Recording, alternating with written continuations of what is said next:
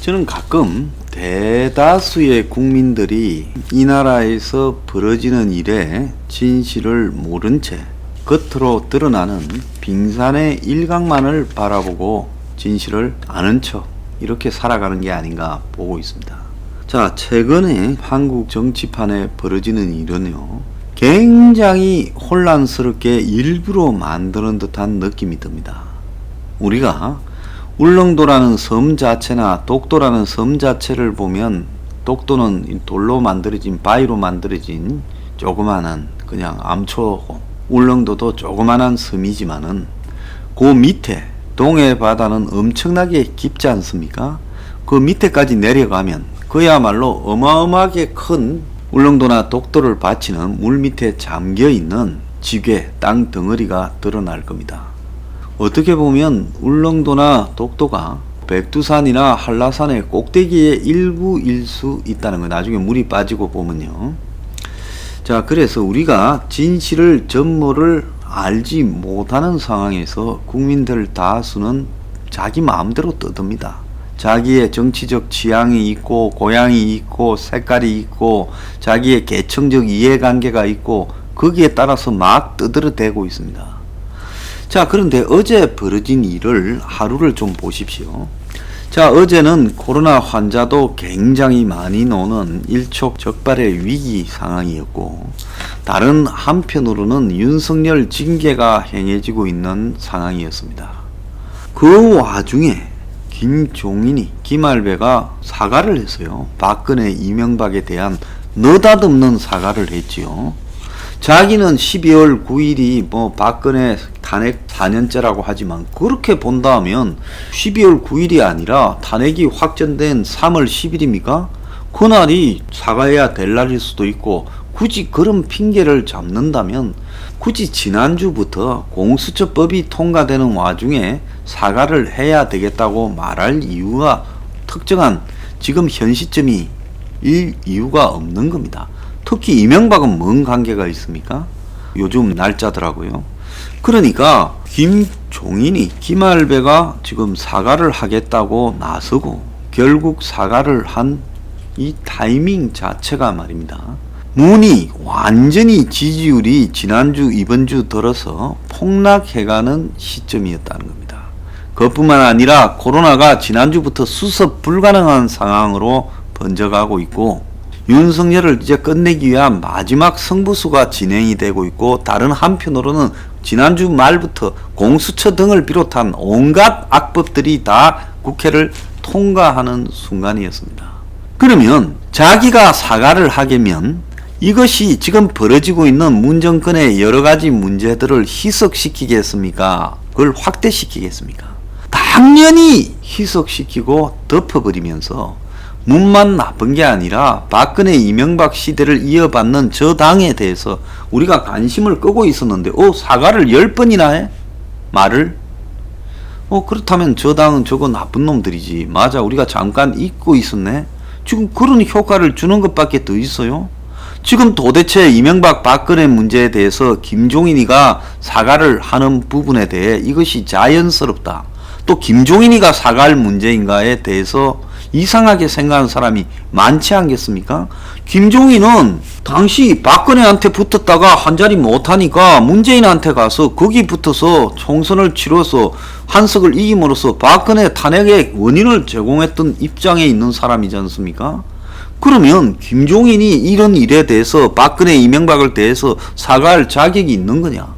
그런 사람이 와서 또 비대위원장을 하고 있다? 이건 뭐예요? 보따리 장수도 아니고요. 양쪽을 돌아다니면서 가르쳐주고 있는, 한마디로 옛날에 이 중국의 무림의 시대에 보면 어느 편도 관계없이 입장만 맞으면, 한마디로 페이만 맞으면 이쪽도 가르쳤다가 또 페이만 맞으면 저쪽도 가르치는 용병 같은 사람이 김종인이 아닙니까? 용병이죠. 김할배는 용병이에요. 계산만 맞으면 어느 쪽이든 가는 사람 아닙니까? 이쪽 있다 저쪽 갔다 이쪽 왔잖아요. 또 그 이전도 보면 전두환 밑에서 시작했다가, 노태우 밑에서 가장 출세했다가, 또 나중에 민주당에 가서 지금 새천년 민주당이라고 DJ의 잔류파들하고 당을 같이 하지 않았습니까? 그러니까 김종인은 이쪽 저쪽을 하도 넘나들어서 저 사람은 자기 계산만 맞으면 어느 쪽이든 가서 일을 해주는 기술자잖아요. 저 사람한테 무슨 보수나 진보의 이념이 어디 있고 좌우의 가치가 어디 있어요. 그러면 계산만 맞는 기술자 용병이 도대체 보수의 잘못에 대해서 사과를 한다는 게 말이 되는 겁니까? 용병은 그냥 전쟁 치르는 기계고 싸우는 기계지 용병에게 무슨 가치에 대한 사과가 있어요?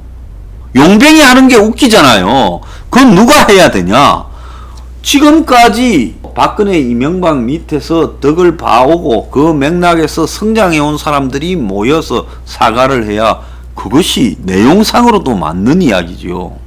예? 제삿집에 상주를 해도 초상이 나서 상주를 하고 제삿집에 제주를 해도 그것이 맞는 사람이 해야지 용병이 와가지고 할 수 있습니까? 아니 큰아들 작은아들 쭉 있는데 다 너네들 물러서 너네들 사람 취급 못 받잖아. 내가 이 집 저 집 다니면서 제사 지내주는 사람이야 하고 제사 지내면 그게 맞는 이야기냐는 거예요. 안 맞잖아요. 이 김할배의 사과뿐만 아니라 최근에 진중권위에 대해서 이 보수 언론들, 좌파 언론들이 진중권위를 띄웁니까? 조선중앙이 집중적으로 띄우고 있어요. 동아는 조금 덜해요. 왜 진중권위 기침 소리까지 띄우고 진중권위의 그냥 얄팍한 농담까지, 그 진중권위 말 속에 진지한 게 어디 있습니까? 쟤들은 무슨 주사파도 아니고 빨갱이도 아니고 잡것이다라고 이야기한, 진중권위 문가리 정권의 핵심들을 잡것이라고 이야기한 사람들은 그 잡것이라는 말에 통쾌감을 느끼는지 모르지만 나는 주사파고 빨갱이도 아니다라고 한 진중권의 말에 더 집중하는 겁니다. 왜 진중권이 이 말을 했을까요? 이 말의 요지가 문가리 권력의 핵심 패거리들을 욕하는 걸까요? 봐주는 걸까요? 잡것이다고 하면 욕하는 것 같지만은 주사파도 빨갱이도 아니다라고 이야기하는 게 이것이 봐주는 거 아닙니까? 선수 입장에 보면 저게 교묘하게 욕하는 척하면서 봐주네. 내가 진중권위를 평가할 때 뭐라고 했습니까? 허용된 범주 하에서 씨부랑거리는 역할을 함으로써 일종의 문 정권의 하수구 역할을 수행하고 있다. 왜? 권력이라는 것은 누군가가 하수구 역할을 수행해서 그 권력을 씨부랑거리고 욕하고 하는 것을 일정하게는 허용해야 분노가 크게 안 터지지, 그것조차도 막고 있으면 나중에 한 방에 크게 터지니까 누군가는 하수구 역할을 수행해야 되는 서브컬처를 해야 된다. 그게 진중권이라는 거예요. 그래서 진중권이 문정권을 끈끈이 욕을 하지만 욕하는 내용에 보면 그야말로 욕으로서 욕일 뿐이지 누구든지 다 갖다 댈 수 있는 말장난을 하고 있는 것이지 문가리 정권이 핵심적인 타격을 받을 수 있는 본질적인 문제를 가지고 진중권위가 문정권을 공격하고 있느냐? 아니에요. 현학적인 척하면서 알맹이도 없는 법치를 파괴하고 있다라는 추상적 이야기와 하수구 잡것들이라는 용어 속에서 보여지듯 하나마나한 저질 비판 정도만 하고 있을 뿐이지 진중권위의 말이나 폭로에 의해서 문정권이 데미지를 진정으로 입을 내용은 하나도 없다는 겁니다. 그러니까 진중권위는 정말로 이 보수 우파 쪽에서 제대로 된 공격수가 나와서 이 정권을 쏘아대고 폭로하고 비리를 터뜨리고 이렇게 하는 것보다 한마디로 이 보수 대중들을 좌파에서 있던 인물이 지금도 좌파의 재구성을 하겠다고 하잖아요. 본인 입으로 하나 빌려준 겁니다. 하도 이 보수판에 이데올로그라고 앞장서서 농객이라고 떠드는 것들 수준이 개판이니까 자 어떤 자들을 이렇게 보내가지고 그야말로 부정선거판으로 끌고 가고 그러잖아요. 그건 완전히 이제 보수를 막장으로 끌고 가는 거죠. 답도 없는 미친 짓으로 끌고 가는 겁니다. 자 그런데 그것만 갖고는 부족하니까 이제는 이 보수판에 서서 저쪽을 공격하는 척 하면서 하나 좌파 이빨을 하나 빌려준 거예요. 보수에는 이빨이 없냐? 있지요.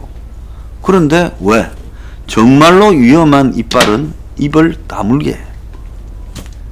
누구도 그 말을 듣지 못하도록 막아야 되니까. 그래서 저 같은 사람의 말은 뭔 이야기를 해도 무시합니다. 어지간하면 고소하고 싶은 경우가 많았을 건데 고소해서 기사가 될까봐도 안 하는 놈들이에요. 진짜 이 세상을 움직이는 실세는 누구냐? 자, 저는 좌우 권력의 물밑에서 저것끼리는 통하고 전화도 주고받고 만나서 밥도 먹고 이런다고 봅니다. 뭘 하자고요? 형님 동생 하면서 이제는 나눠 먹자. 대통령이고 뭐고 이런 것들 뭔 필요 있냐? 모지라는 것들 시켜줘봤자 지 잘난 줄 알고 깝죽거리더라. 그래서 대통령 전부 사람 같은 놈이 어디 있었냐? 다 삼류들이지. 자, 이제는 우리끼리 나눠서 여야해서 까자. 그래서 개헌하자. 자, 이런 부분들이 지금 물밑에서 굉장히 오가고 있고 거기에 일종의 전방을 열어서 작업하고 있는 핵심이 여시제라고 보고 있습니다. 홍석현이. 자, 그리고 그 주변에 거기에 동조하는 사람들이 늘어나고 있고 그 중에 하나가 지금 어제 이야기한 홍정욱을 꼭두각시로 만들려고 하는 움직임까지도 있다는 겁니다. 어제 나왔던 이야기 한번 보세요. 잡스가 죽었다고 정치판을 떠났다. 이 말이 되는 소리라고 생각합니까, 여러분? 이런 헛소리까지도 언론에 실실 흘리면서 홍정욱이가 옛날에 정치를 그만둘 때 그냥 정치판이 좀 봤을 때 돈 안 돼 보이고 그야말로 노가다판이니까 지가 귀족인 줄 알고 떠났는데 사실 홍정욱이는 어제 어떤 분이 댓글에 쓰셨죠. 자기 아버지가 홍정욱이 하버드 공부시킨다고 에로 영화까지 출연해서 공부시켰다잖아요. 나이도 들어가지고 에로 영화까지. 저자는 자기가 귀족인 행세를 하고 있지요. 자, 그자가 좋은 거는 학벌 좋다라는 거 하고 다른 하나는 자기 아버지 닮아서 얼굴이 뺀질이한다는 것밖에 없습니다. 그자가 살아오면서 국민을 위해서 무슨 고민을 했어요? 딸이 마약한 것밖에 더 있어요? 아무런 국가에 대한 기여나 어떤 철학이나 가치를 설파한 것도 없습니다. 그런데 이 사회에서 자기들이 막 뒤에서 이 나라를 움직인다고 생각하는 기득권들이 홍정욱이를 내세워가 국민을 홀린 다음에 국민들은 무지렁이야. 우리가 내세우고 언론이 보도하면 뜨는 거지. 그게 지지율이잖아. 자, 그래가지고 홍정욱이를 뒤에서 조정하면서 유엔 집정부제로 개헌하고 한번 몰고 가볼까? 얼마든지 이런 생각을 하고 있지 않겠어요? 그 일단이 저한테도 이야기가 들어온 정계 좌우와 재계 기득권들의 만남이었다는 겁니다. 자, 여러분, 이 나라는 누가 움직이고 좌우하는 겁니까? 국민이 언제까지, 서민들이 언제까지 만들어진 가공의 가치에 춤을 추는 바둑판에 돌 같은 구실을 해야 됩니까? 진실을 똑바로 보기 바랍니다.